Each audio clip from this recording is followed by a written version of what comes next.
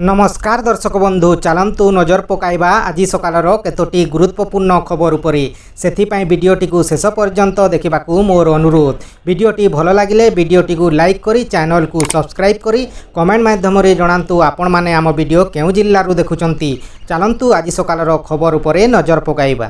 प्रथम खबर महाकुंभरे बुड़ पकाइबे मोदी। आज महाकुंभरे सामिल होई बुड़ पकाइबे प्रधानमंत्री। आज प्रधानमंत्री प्रयागराज गस्तर कार्यक्रम रही जेउठी से पवित्र महाकुंभ मेलारे सामिल होई गंगारे स्नान करिवे। आज दिन 10टारे प्रयागराज पहुंचीबे प्रधानमंत्री। किछि समय विश्राम नेबा परे महाकुंभर नगरस्थ गंगा नदी रे बुड़ पकाइबे एवं रीतिनीति अनुसार पूजा अर्चना करिवार कार्यक्रम रही। प्रधानमंत्री को स्वागत करने मुख्यमंत्री योगी आदित्यनाथ सेठारे उपस्थित रहिबे। परवर्ती खबर राज्य रे राजस्व सेवार बहु नियमर खूब शीघ्र सरकार परिवर्तन आणिबे। सेथि मध्य रे ओडिशा प्रिभेंशन और ओडिशा प्रिभेंशन रिक्रुटमेंट एक्ट एवं ओडिशा लैंड सेटलमेंट एक्ट रे अनेक संशोधन रही। मंत्री सुरेश पुजारी कहिसंती संशोधन परे 4 डिसिमिल रु कम जमी थिबा लोकंकु भूमिहीन भाबरे परिगणित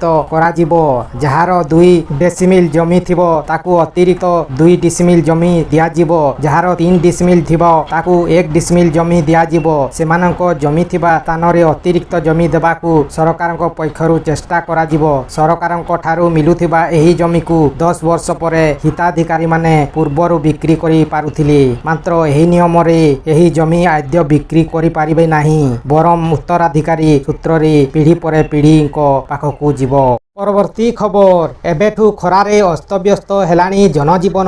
फेब्रुआरी पहेलालु ताऊ देखाइलाणी खरा। माघ सरिनी हेले पारद एबेठू उपर मुआ हेलाणी। ओडिशारू जेमिति शीत कुआडे उभान होई जाइछि एमिति कि राति पारद भी बेस अधिक रहुछि। 36 डिग्री पार कलाणी दिनर तापमात्रा। पाणीपाग विभाग कहिछि आगकू भी एमिति पाग जारी रहिबो। राज्य रे आसंता 4-5 दिन पागरे कोनोसी परिवर्तन संभावना नहीं। तेणु तापमात्रा आगकू आहुरी बढ़िबार संभावना रही। वर्तमान मेघमुक्त आकाश सह दक्षिण पश्चिम वायु प्रभाव रे तापमात्रा बढ़ी।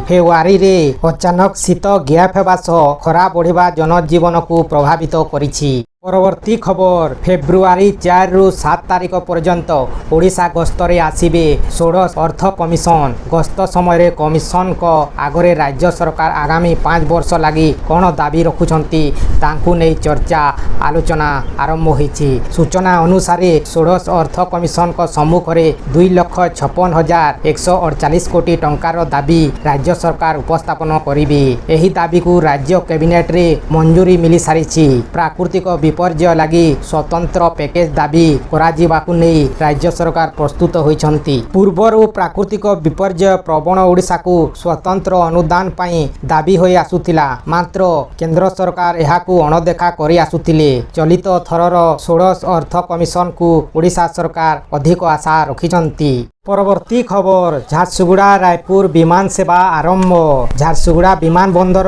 तृतीय रूट भावे रायपुर को रविवार विमान सेवा आरंभ करिछि स्टार एयर। विमान बंदर निर्देशक संदीप तिवारी अनुष्ठानिक भावे एहार शुभारंभ करथिले। झारसुगुड़ा रायपुर झारसुगुड़ा रूट रे एही विमान सेवा सप्ताह को 3 दिन सोमवार बुधवार और रविवार चलाचल करिवो। संध्या 6:05 रे एही विमान हैदराबाद रु आसी झारसुगुड़ा रे अवतरण करिबा परे 6:35 रे रायपुर अभिमुखे यात्रा करिवो। संध्या 7:25 रे रायपुर रे अवतरण करी पुणी सेठारु संध्या 7:55 रे बाहरी संध्या 8:45 रे झारसुगुड़ा रे अवतरण करिवो बोली सूचना दिया जाइछि। परवर्ती खबर फेब्रुआरी 13 रे होई पारे मोदी ट्रम्प भेट।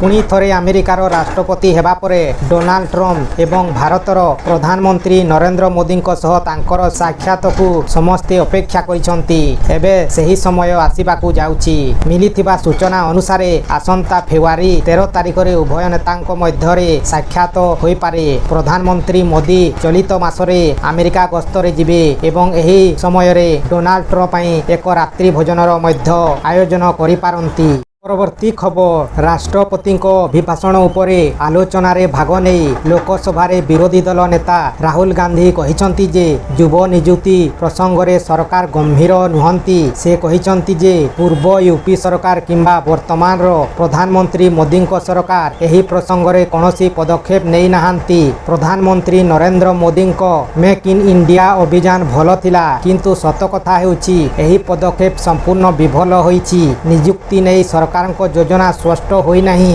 ରାଷ୍ଟ୍ରପତିଙ୍କ ଅଭିଭାଷଣରେ କିଛି ନୂଆ ନାହିଁ ବୋଲି ସେ କହିଛନ୍ତି। ପରବର୍ତ୍ତୀ ଖବର ମହାକୁମ୍ଭରେ ଦଲାଚକଟା ଘଟଣାକୁ ଦୁର୍ଭାଗ୍ୟଜନକ କହିଲେ ସୁପ୍ରିମକୋର୍ଟ। ପ୍ରୟାଗରାଜ ମହାକୁମ୍ଭରେ ଦଲାଚକଟା ମାମଲାରେ ଦାୟର ହୋଇଥିବା ଆବେଦନର ଶୁଣାଣି କରିବାକୁ ମନା କଲେ ସୁପ୍ରିମକୋର୍ଟ। ଏହାସହ ଆବେଦନକାରୀଙ୍କୁ ଆହ୍ଲାବାଦ ହାଇକୋର୍ଟ ଯିବାକୁ ଦେଲେ ନିର୍ଦ୍ଦେଶ। ସୁପ୍ରିମକୋର୍ଟ ଏହି ଦଲାଚକଟାକୁ ଏକ ଦୁର୍ଭାଗ୍ୟଜନକ ଘଟଣା ବୋଲି କହିଛନ୍ତି।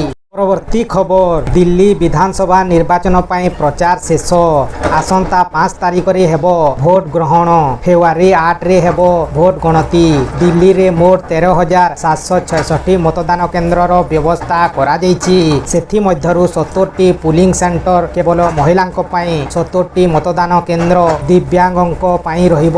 ଏଥିସହ ମତଦାନରେ ଯୁବ ଭୋଟରଙ୍କ ସହଭାଗିତା ବଢ଼ାଇବା ପାଇଁ 70ଟି ସ୍ୱତନ୍ତ୍ର ମତଦାନ କେନ୍ଦ୍ରର ବ୍ୟବସ୍ଥା କରାଯାଇଛି।